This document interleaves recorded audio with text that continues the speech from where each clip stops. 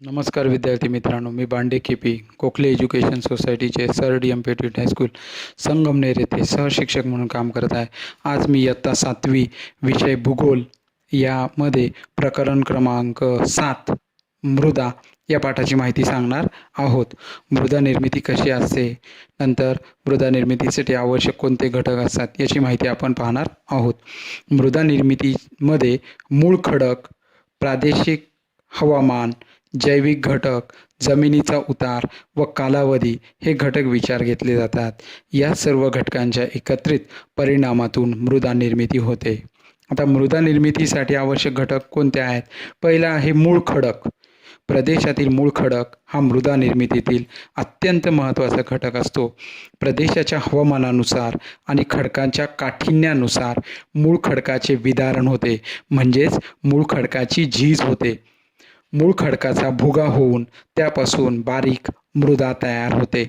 उदाहरणार्थ, महाराष्ट्रातील दख्खनच्या पठारावर असलेल्या बेसाल्ट या मूळ खडकाचे विदारण होऊन म्हणजेच त्याची झीज होऊन त्यापासून काळी मृदा तयार होते.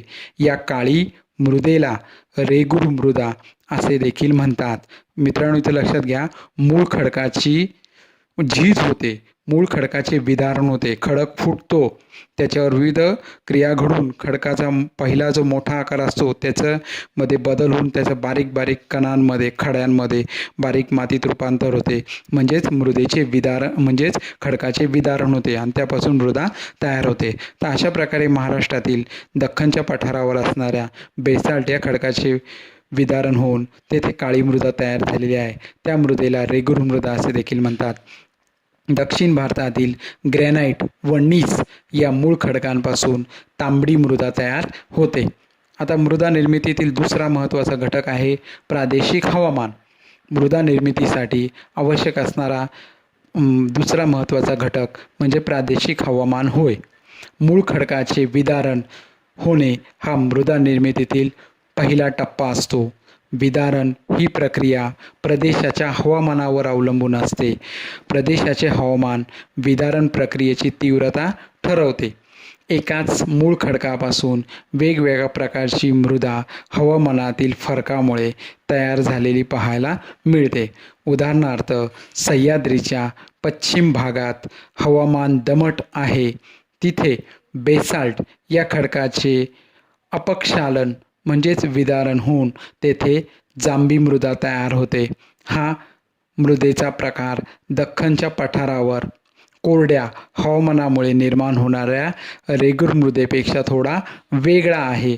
म्हणजे इथं बेसाल्ट खडकाचे अपक्षालन होऊन तिथे जांभी मृदा तयार झालेली आहे आणि दख्खनच्या पठारावर कोरडचे हवामान आहे, त्या कोरड्या हवामानामुळे रेगूर मृदा तयार झालेली आहे. म्हणजे दमट हवामान हे सह्याद्रीच्या पश्चिम भागात आहे, तिथं बेसाल्ट खडकाचे अपक्षालन होऊन जांभी मृदा तयार झाली आहे. तर पठारावर दख्खनच्या पठारावर रेगूर मृदा तयार झालेली आहे, तिथं कोरडे हवामान आहे. तर अशा प्रकारे हवामानामध्ये थोडा फरक आहे. तिसरा मृदा निर्मितीसाठी आवश्यक असणारा घटक आहे जैविक घटक. खडकांचे विदारण होऊन त्याचा भुगा तयार होतो, परंतु हा भुगा म्हणजे मृदा नव्हे. तर मृदेमध्ये खडकांच्या भुग्याशिवाय जैविक पदार्थ मिसळले जाणे आवश्यक असते. हे जैविक पदार्थ प्रदेशातील वनस्पती व प्राणी यांच्या विघटनातून मृदेत मिसळतात. वनस्पतींची मुळे, पालापाचोळा, प्राण्यांचे मृतावशेष इत्यादी घटक पाण्यामुळे कुजतात. तसेच सूक्ष्मजीवांमार्फत विघटन होते. उदाहरणार्थ, गांडूळ, पैसा, किडा, वाळवी, गोम, मुंग्या असे जे प्राणी असतात ते मरण पावल्यानंतर त्यांचे शरीर कुजते आणि विघटित झालेल्या त्या जैविक पदार्थात ह्यूमस असे म्हणतात. मृदेमध्ये ह्यूमसचे प्रमाण अधिक असेल तर मृदा अधिक सुपीक असते. म्हणजे मृदा निर्मितीमध्ये हे जैविक घटक असणे आवश्यक आहे. अलीकडे गांडूळ निर्मितीचे प्रयोग हे मोठ्या प्रमाणात केले जात आहे. गांडूळ खत किंवा कंपोस्ट खत याची निर्मितीची प्रक्रिया व्यवस्थित समजून घ्या. ही मृदा खत निर्मितीच्या प्रक्रियेला काही कालावधी लागतो, त्याला काही आवश्यक घटकही लागतात. उदाहरणार्थ, ओला कचरा, पाणी, उष्णता हे घटक मृदा तयार होण्यास किंवा मृदेमध्ये सुपीकता निर्माण होण्यास हे आवश्यक असतात. त्याच्यातूनच हे कंपोस्ट खत हे तयार झालेलं असतं. आता मृदा निर्मितीसाठी चौथा आवश्यक घटक आहे तो आहे कालावधी. मृदा निर्मिती ही एक नैसर्गिक प्रक्रिया आहे. या प्रक्रियेमध्ये मूळ खडकाचे विदारण, हवामान व जैविक घटक या बाबींचा समावेश होतो. ही प्रक्रिया मंद गतीने होत असल्यामुळे मृदा निर्मितीचा कालावधी फार मोठा असतो. मृदा निर्मितीसाठी लागणारा काळ खूप जास्त असतो.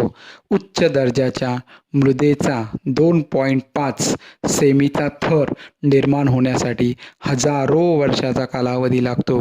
यावरून मृदा अनमोल असते हे लक्षात घ्या. म्हणजे उच्च दर्जाच्या चांगल्या दर्जाच्या मृदेचा 2.5 सेंटीमीटरचा थर निर्माण होण्यास हजारो वर्षाचा कालावधी लागतो. याहून मृदा ही अनमोल असते. जास्त तापमान व जास्त पाऊस असलेल्या प्रदेशात मृदा निर्मितीची प्रक्रिया जलद होत असते. त्या मानाने कमी तापमान व कमी पाऊस असलेल्या प्रदेशात मृदा निर्मितीसाठीचा कालावधी जास्त लागतो. म्हणजे कमी तापमान आणि कमी पाऊस असलेल्या प्रदेशात मृदा निर्मितीसाठी जास्त कालावधी लागतो. निसर्गाकडून मिळालेली मृदा एक साधन म्हणून मनुष्य वापरतो. याचा प्रामुख्याने शेतीसाठी वापर केला जातो. कित्येकदा जास्त उत्पादन मिळवण्यासाठी शेतात अनेक प्रकारची रासायनिक खते, कीटकनाशके यांचा वापर केला जातो. त्यामुळे मृदेची गुणवत्ता कमी होते. आता आणखी एक गोष्ट लक्षात घ्या. मृदा म्हणजे माती नव्हे, तर अपक्षय झालेल्या खडकांचा भुगा, अर्धवट किंवा पूर्णपणे कुजलेले सेंद्रिय पदार्थ व असंख्य सूक्ष्मजीव मृदेमध्ये असतात. मृदेमध्ये जैविक आणि अजैविक घटकांमध्ये सातत्याने आंतरक्रिया घडत असते. वनस्पतींच्या वाढीस असणारी आवश्यक पोषक द्रव्ये त्यांना मृदेमधून मिळतात. म्हणून मृदा ही एक परिपूर्ण परिसंस्था आहे. थोडक्यात काय, तर कुंभार वापरतो ती माती आणि शेतकरी वापरतो ती मृदा. शेतकरी मृदा या परिसंस्थाचा वापर करतो, तर कुंभार माती या पदार्थाचा वापर करतो. तर अशा प्रकारे मृदा निर्मितीसाठी खूप वर्षाचा कालावधी लागत असतो. आता मृदा याच्याबद्दल आपण माहिती पाहतोय. तर आपल्याला हे माहिती आहे की केवळ योग्य हवामान, भरपूर पाणी, सूर्यप्रकाश असल्याने वनस्पती जीवन समृद्ध होऊ शकत नाही. तर वनस्पतींच्या वाढीसाठी सुपीक मृदा ही देखील महत्त्वाची असते. ज्या प्रदेशात सुपीक मृदा नसते तेथे वनस्पतींची वाढ कमी होते. उदाहरणार्थ वाळवंटी प्रदेश, तेथे सुपीक मृदा कमी असते, म्हणजे खूप सुपीक मृदा नसतेच, म्हणून तिथं वनस्पतींची वाढ खूप कमी झालेली असते. तेथे वनस्पती जीवनाचा अभाव आढळतो. आता जमिनीत बी टाकल्याने पीक येते हे मानवाला समजल्यामुळे मृदेचा योग्य वापर करायला सुरुवात झाली. नदीकाठच्या सुपीक मृदेत पीक जास्त चांगले येते, म्हणून मानव नदीकाठच्या प्रदेशात समूहाने राहू लागला. त्यामुळेच नदीकाठी मानवाच्या प्राचीन संस्कृतीचा उदय होत गेला. उदाहरणार्थ सिंधू संस्कृती, हडप्पा संस्कृती या सर्व संस्कृती नदीच्या खोऱ्यातच म्हणजे सुपीक जमिनीवरच त्या तेथेच विकसित झालेल्या आहेत. आजच्या काळात मोठ्या प्रमाणात वाढणाऱ्या लोकसंख्येसाठी मानव शेतीमधून अन्नधान्य मिळू लागले आहे. मित्रांनो, शेतकरी शेती करतो, पण ती शेत जमिनीवरच करत आहे. शेती व त्यातील पिकाचे उत्पादन हे मुख्यत्वे करून पाण्याची उपलब्धता आणि त्या प्रदेशातील मृदेवर आधारित असते, हे लक्षात घ्यायला पाहिजे. सुपीक मृदेच्या शोधात व तेथे स्थायिक होण्यास मानवी समूहात स्पर्धा निर्माण झाली. त्यानंतर पीक भरघोस घेण्यासाठी मृदेची प्रत वाढवण्यासाठी विविध प्रयत्न मानव करू लागला. यासाठी विविध प्रकारची खते मानव वापरू लागला. त्यामुळे शेतीच्या उत्पादनात विक्रमी वाढ होत गेली. मृदेच्या प्रकारानुसार अन्नधान्य, फुले, फळे उत्पादने घेतली जातात. महाराष्ट्रातील दख्खनच्या पठारावर असणारी जी रेगूर मृदा आहे, त्या रेगूर मृदेमध्ये ज्वारी, बाजरी यासारख्या धान्य पिकाचे उत्पादन घेतले जाते. तर कोकण किनारपट्टी, केरळ, तामिळनाडू, कर्नाटक अशा प्रदेशामध्ये जी मृदा आढळते, त्या मृदेमध्ये तांदळाचे म्हणजेच भाताचे उत्पादन घेतले जाते. मध्य प्रदेशामध्ये पाण्याचा निचरा होणारी मृदा आढळते, म्हणून मध्य प्रदेशामध्ये बटाटा या पिकाचे उत्पादन होते. स्थानिक उत्पादनानुसार मानवाचा आहार निश्चित होत असतो, म्हणून मृदेला जास्त महत्त्व आहे. ज्या प्रदेशामध्ये शेतीयोग्य मृदा नाही, त्यांना आजूबाजूच्या प्रदेशातून धान्य आयात करून लोकांना धान्याची गरज भागवावी लागते. उदाहरणार्थ सौदी अरेबिया, कतार, ओमेन इत्यादी देश, त्या देशामध्ये राहणाऱ्या लोकांच्या गरजा भागवण्यासाठी चीन, भारत, अमेरिका या देशातून माल आयात करून भागवतात. ज्या प्रदेशामध्ये सुपीक मृदा जास्त असते, त्या प्रदेशामध्ये अन्नधान्यांची स्वयंपूर्णता दिसते. त्यामुळे अशा प्रदेशात लोकवस्ती जास्त केंद्रित झालेली आढळते. अशा प्रदेशात शेती उत्पादनावर आधारित अनेक उद्योगधंदे विकसित होतात. उदाहरणार्थ ऊस उत्पादन क्षेत्रात साखर कारखाने निर्माण झालेले असतात. फळ उत्पादन क्षेत्रात विविध फळे निर्माण होतात. फळांवर वेगवेगळ्या प्रक्रिया करणारे उद्योग आहे, म्हणजेच ज्यूस बनवणे किंवा फळांच्यापासून वेगवेगळे पदार्थ तयार करणे, असे उद्योग चालतात. अशा प्रदेशांचा या मृदेमुळेच विकास झालेला आढळून येतो.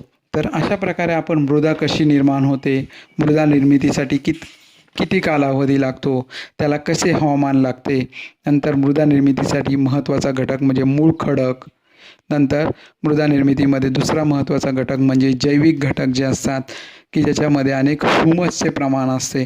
तर अशा घटकांची आपण आत्ता या मृदा या पाठामध्ये माहिती पाहिलेली आहे. तर जेवढा भाग आपण पाहिलेला आहे, हा व्हिडिओ वारंवार ऐकावा आणि मृदा या पाठाचे विद्यार्थ्यांनी झालेल्या भागापर्यंत वाचन करावे. वारंवार हा व्हिडिओ ऐकावा. राहिलेला जो भाग आहे तो आपण पुढच्या तासाला घेणार आहे. धन्यवाद.